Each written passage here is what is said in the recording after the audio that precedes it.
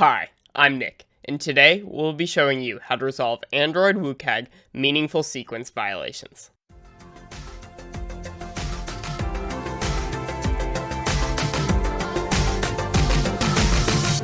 WCAG 1.3.2, titled Meaningful Sequence, states that if the sequence of content is presented in a meaningful way or the sequence affects its meaning, then a correct reading sequence can be determined programmatically. The intent of the success criterion is to ensure that alternative presentations of content preserve the reading order needed to understand the content's meaning. This success criterion may help people who use alternative presentations, such as screen readers.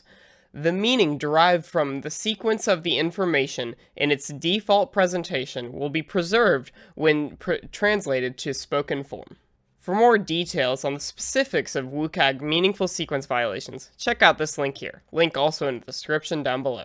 Let's fix a meaningful sequence violation with the help of the Mesmer JetBrains IDE plugin.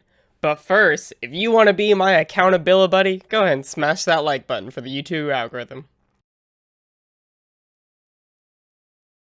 Here we have a meaningful sequence violation. Clicking on the resource ID allows us to immediately find the Kotlin file and XML file responsible for this violation. Let's go ahead and pull up our emulator so we can see what our screen reader is able to determine about the sequence of this violation. Let's see if our screen reader is able to determine the sequence of these entities. Focus 2 button. Focus 3 button. Focus 4 button.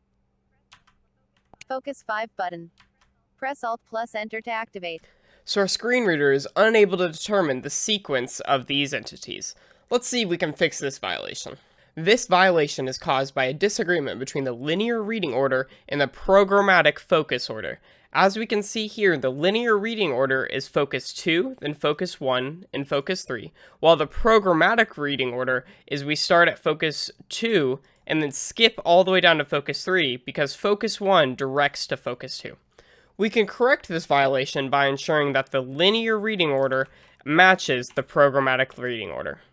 Let's go ahead and fix this violation and see if our screen reader is able to detect a difference. Let's pull up our emulator and see if our screen reader is able to determine the sequence of events. Focus 1 button. Focus 2 button. Focus 3 button. Focus 4 button. Focus 5 button. Press Alt plus Enter to activate.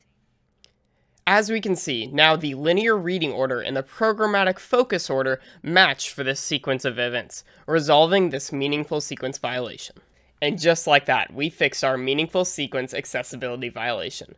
What technology do you think has the most room for improvement within the domain of accessibility?